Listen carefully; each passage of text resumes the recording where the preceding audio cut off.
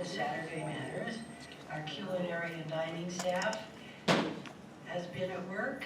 Our official videographer is here in place. Our life enrichment staff has all of the audio visuals.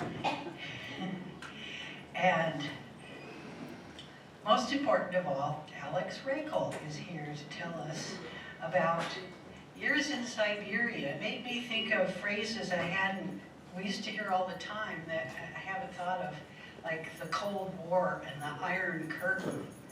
So let's go behind the Iron Curtain and hear what Alex has to say to describe it.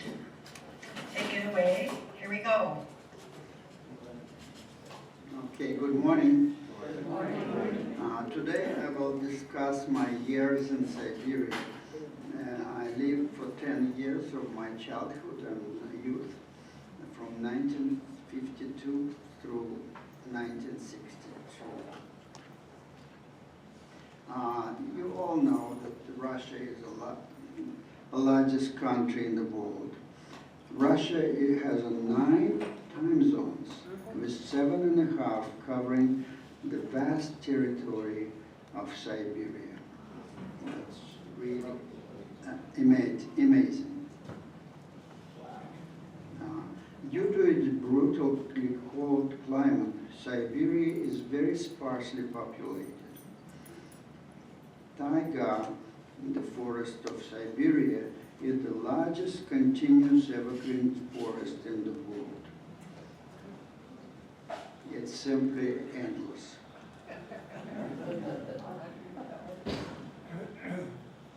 Just a historic slide. You see in pink the small country.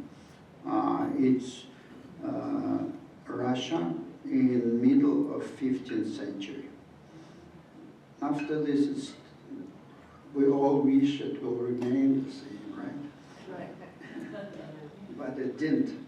And every century, it's added considerable territory, and by the end of 18th century, it reached the Pacific Ocean.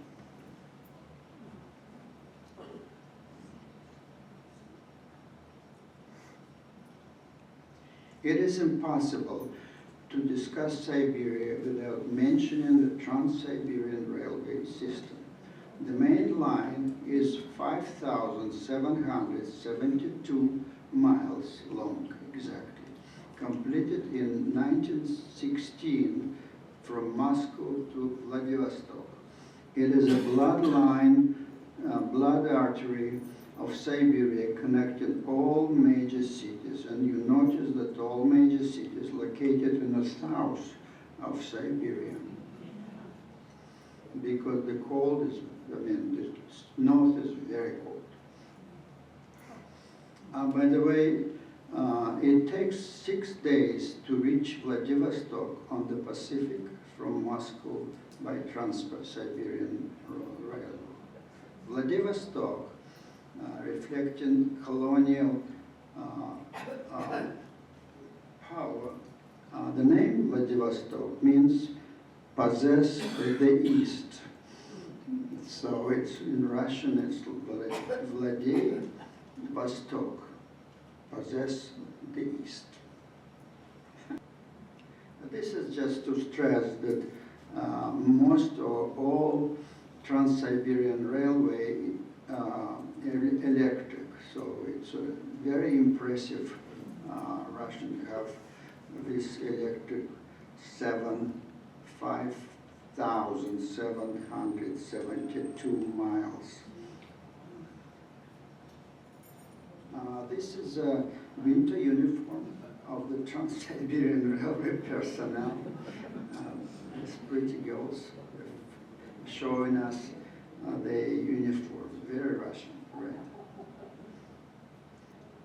And here, short stop where local vendors selling their products, produce, and soft drinks.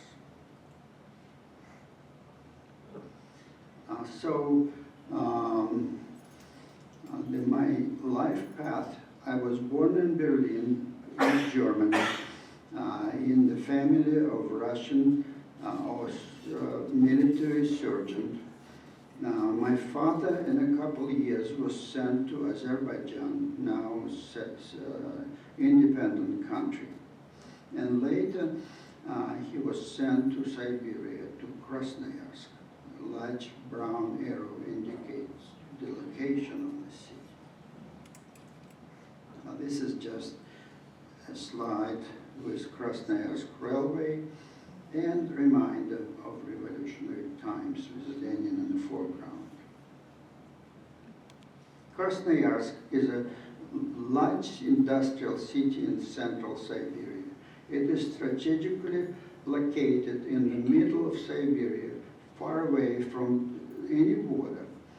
Krasnoyarsk had grown rapidly during World War II, when the heavy and defense industries were relocated from the European part of the USSR. Due to the presence of heavy industry, Krasnoyarsk is a highly polluted city. The population suffered from respiratory problems. You can see this haze of pollution. It is also a center for uranium enrichment and plutonium production, which cause nuclear contamination. Perhaps it's surprising, but it's also one of the centers for nuclear submarine production. It is because the Yenisei, the river where Krasnoyarsk is located, is very large, it's enormous. And it is nuclear submarines in the summertime can go unobstructed to the Arctic Ocean. And this is the Yenisei outside of Krasnoyarsk. Without pollution, it's simply stunning.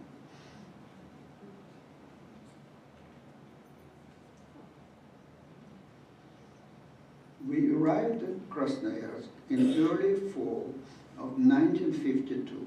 A medical truck, army truck, took us straight from the train station to the hospital, where my dad was going to work as a military surgeon. He told Mom something that must be very scary. Mom's face looked terrified, her eyes opened wide, and she covered her mouth with both hands. No, no, it's impossible, not with children. Later I asked my mother about the strange room with its cold gray floor and the tall metal tables where we lived for 2 months. She looked at me sadly. You wonder what it was?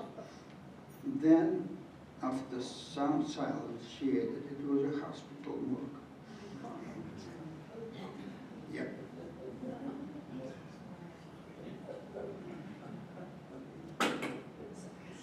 My father's birthday was on March 6th.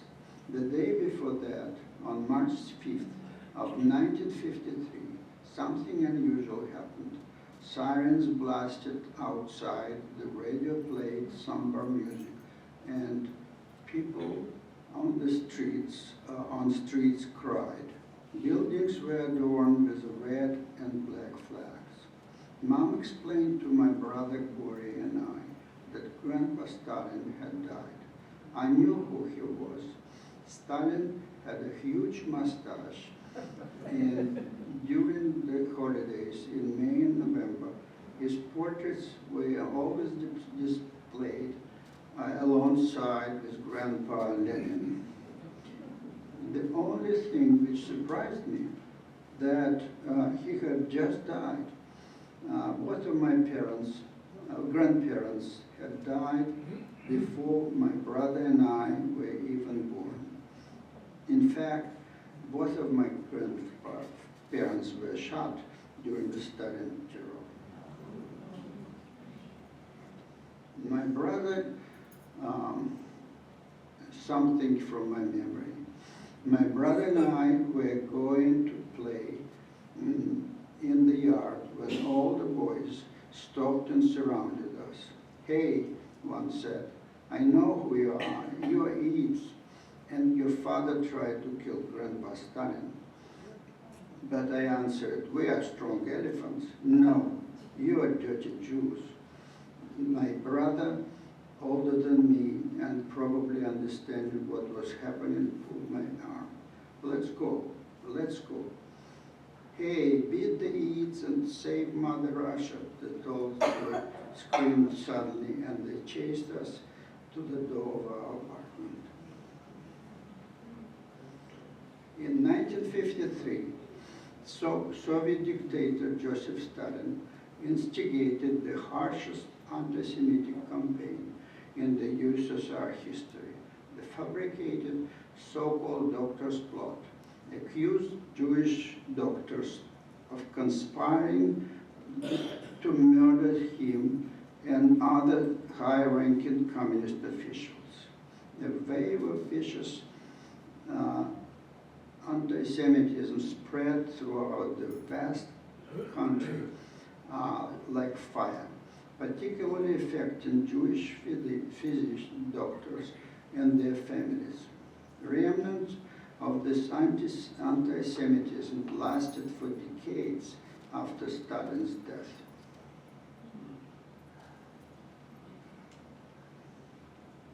Despite my mother's objections, my father had his birthday party a day after Stalin's death. Somebody from my father's so-called friends informed the authorities, and he was sent to a small town located in the depths of Siberia.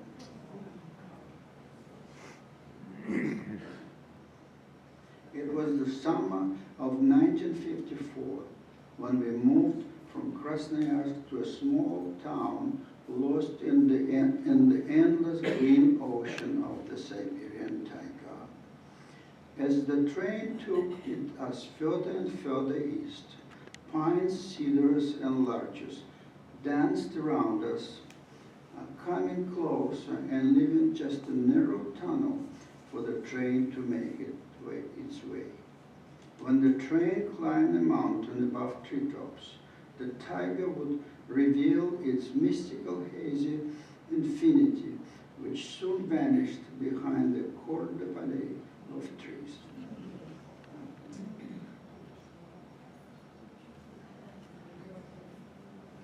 So we moved to city, now town, Nizhny-Udinsk, and we lived another 2 years there. Again, brown arrow indicate the location of this town, not far from the largest city, Irkutsk, and Lake Baikal. Nizhny-Udinsk was an old outpost, foundation of which was dated to the Russian colonization of Siberia in the 17th century. Its central streets were paved with cobblestones and lined with wooden sidewalks. These streets featured stately houses made of enormous Siberian cedar logs, darkened by age.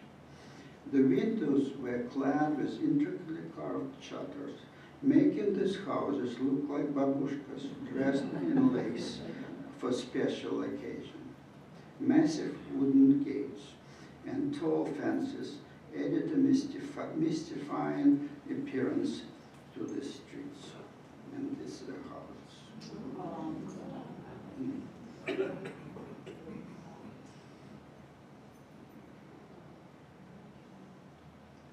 The army garrison, along with the hospital and houses for officers' families, was located across the river, a couple of kilometers from the town, right at the forest edge.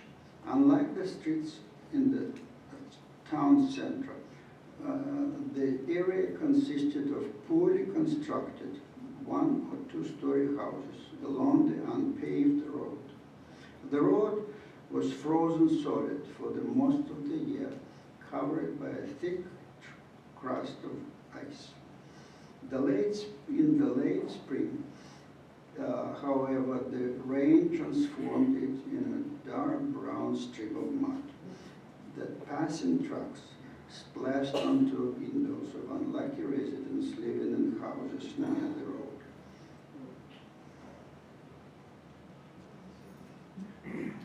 With the onset of short but hot Siberian summer, military transport milled the dry mud into pale brown dust, a thick layer which covered everything around the road, houses, grass, and trees. In the fall, the road was again transformed into a liquid mess before freezing solid for another winter.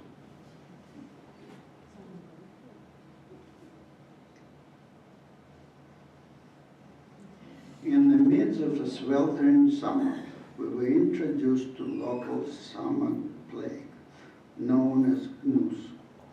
Large clouds of tiny black flies began emerging from within the taiga. There were so many of them that the sky darkened and it was hard to see even the stinky toilet outside of our window. The town streets were deserted and people hid in their homes. However, the flies were so small that the mesh of the window screens did not keep them out. They filled the room, buzzing at a very high pitch, getting into your nose, ears, and eyes, biting everywhere, driving you crazy. This hell lasted about a month, after which the flies disappeared as suddenly as they had appeared. Our father was transferred again, further east in Siberia. We left Nizhny on a crisp and sunny October day. While our parents were packing the last suitcases, Borya and I ran to the edge of the forest. Golden yellow larches standing tall against the deep greens of pine and cedars turns the familiar forest into an enchanted, beautiful place. We looked at each other and screamed as loudly as we could, "Goodbye, taiga! Bye, bye, bye," the taiga echoed.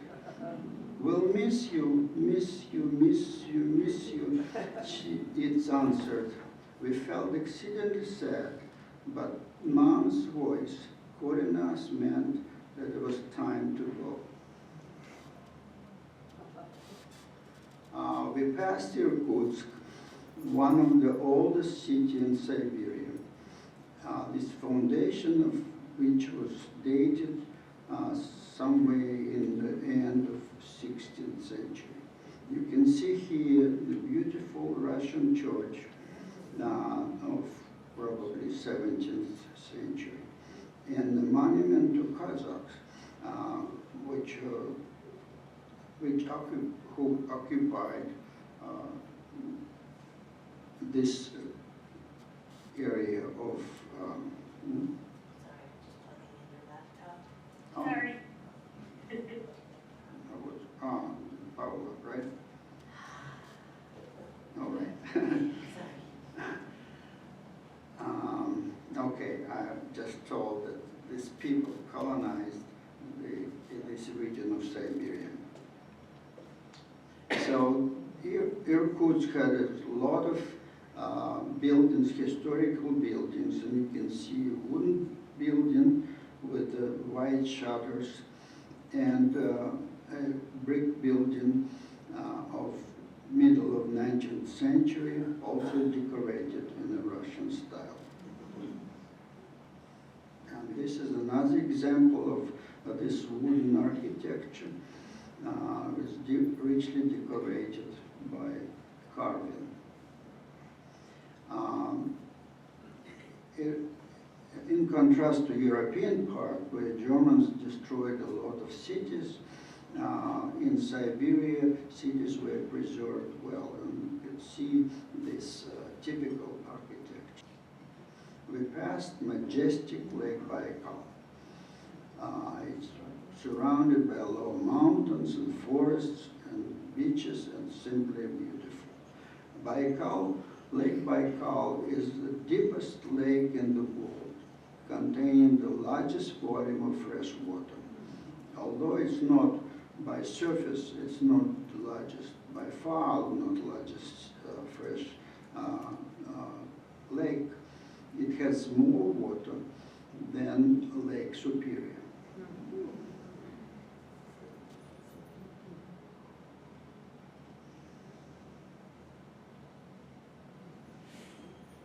So we went further to steppes or prairies of the Chita region and lived there quite some time. The again brown arrow showed you where we moved to. My father, so it's our exile, literally exile.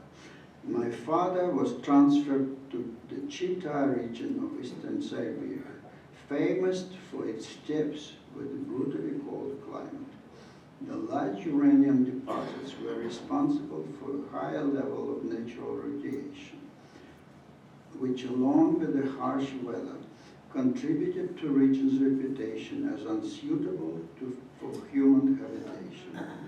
Prisoners and military personnel forcefully populated it, central to nuclear weapon production, and situated near the borders, this region became one of the most heavily guarded in the Soviet Union.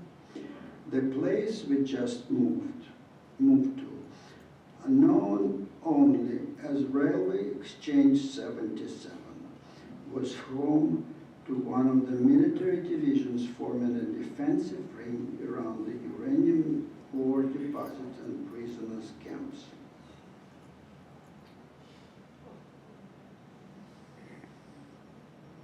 So Gulag, this is a place where a lot of camps were located. The aim of the Stalin's purge was to increase control over all layers of Soviet society through fear, incarceration, interrogation, and executions. The purge had a profound impact on the Red Army and the military high command, significantly weakening the Soviet Union's defense capabilities. Ultimately, the campaign also affected many other categories of society: professionals, academics, peasants, and factory. Hundreds of thousands of victims were blamed for various political crimes. They were shot or sent to labor camps in the harshest regions of Siberia. Many died of starvation, disease, or overworking, while in these corrective camps, the death toll of the Great Purge was over several million people. But, as I mentioned, both my grandparents were killed during Stalin's terror. My uncle, my father's brother, gave me a copy of the document which revealed the cruelty of the Soviet authorities. The document said that Joseph Abramovich Reikhel was arrested on June 2nd, 1937, interrogated and shot on June 15th, 1937. He was acquitted in November, you know. He was shot first and acquitted of the same year. Sorry. It's not funny. The document was not released to the family until 1965.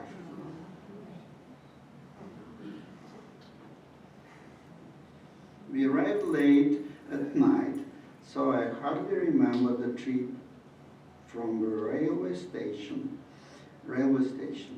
When I got up, Dad had already left for work in his new hospital. My brother was still sleeping and Mom was preparing breakfast. Her eyes were wet. "Why are you crying?" I hugged her. "Don't you see that?" She pointed toward the window.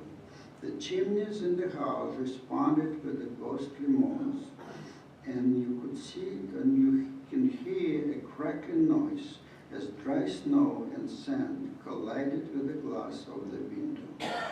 Behind barracks, as far as the eye could see, there were conically shaped sopkas, or hills, and barren steppe extended into endless emptiness beyond the horizon. I looked at one-story barracks with whitewashed, dilapidated walls that exposed light brownish patches of clay. The ground was partially covered with snow, revealing earth and dry grass. A few thin and sickly-looking trees were bending under the strong wind. And this is another view of Siberian steppe with conical sopkas and on the horizon.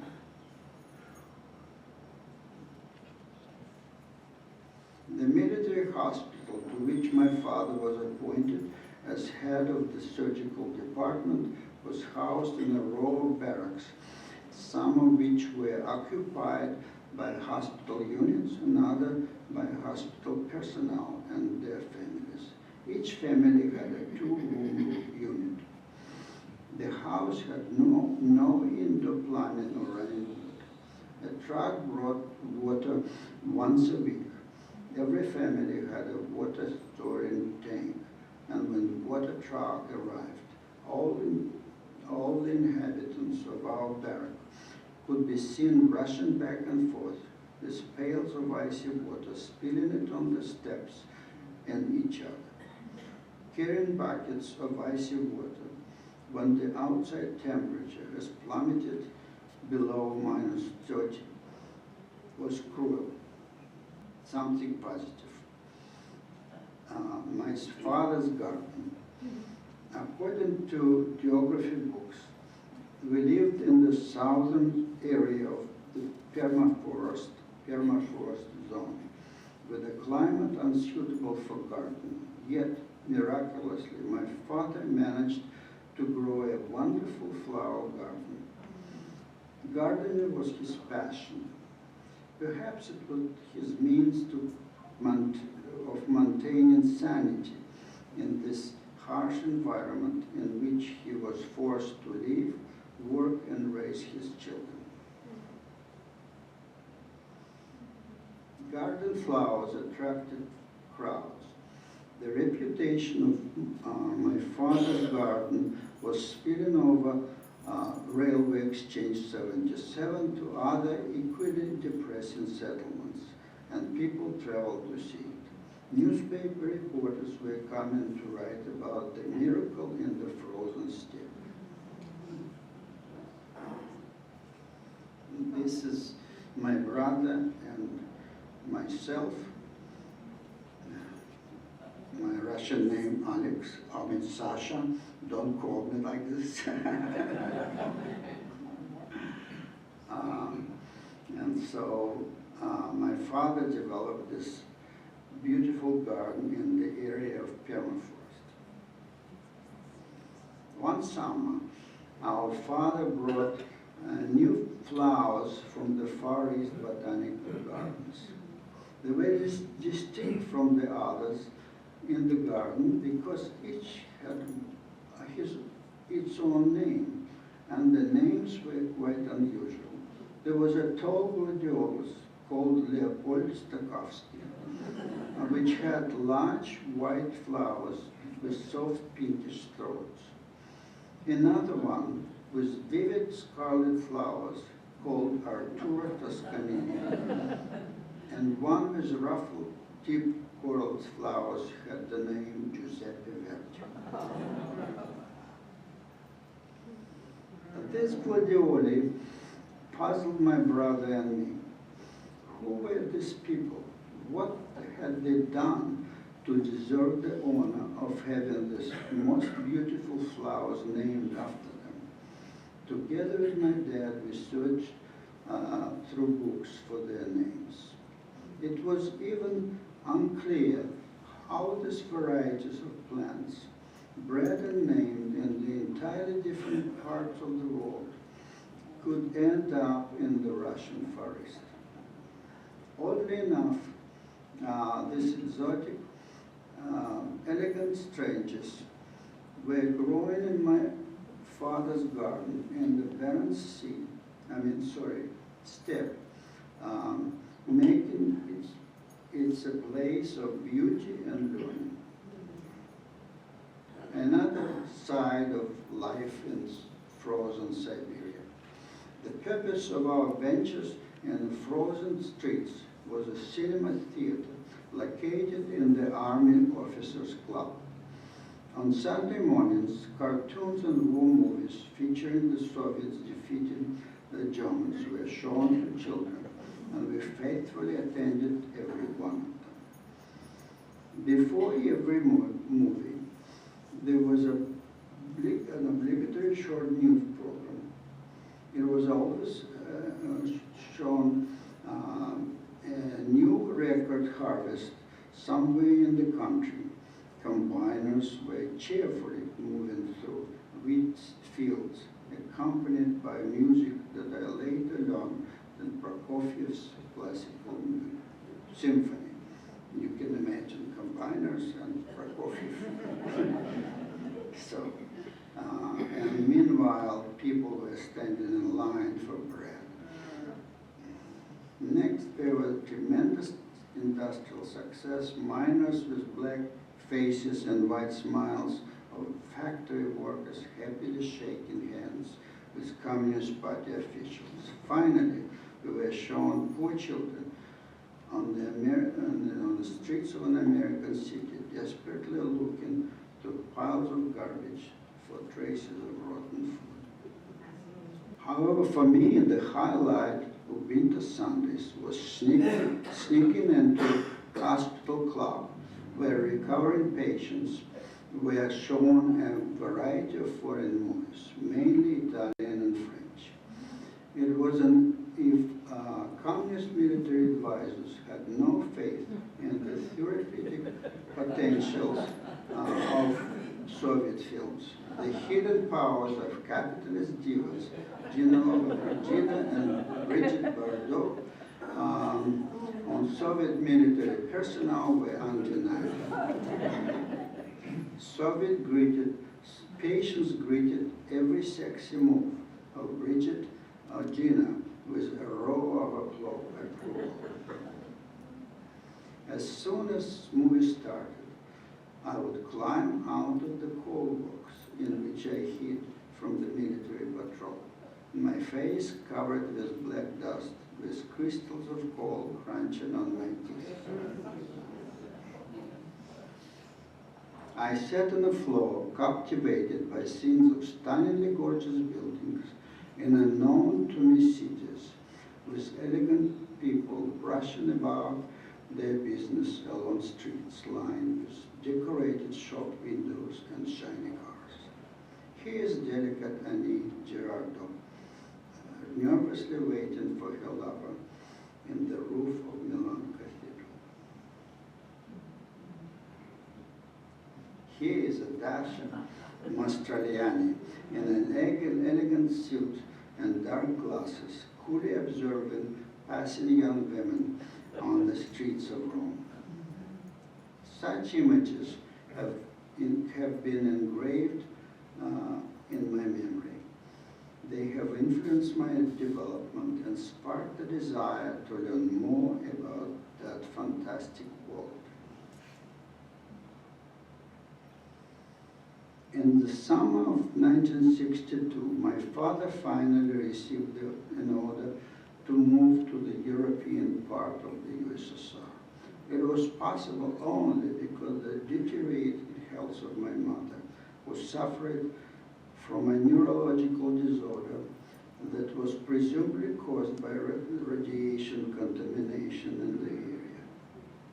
We moved to Gomel, the second largest city in Belarus at that time and part of the USSR. There, I finished high school and left for college in Leningrad. I studied biology at the Leningrad University and spent my formative years in the cultural center of the Soviet Union profoundly influenced me. In Saturday Matters presentation in November, I will discuss Leningrad and St. Petersburg. Thank you very much.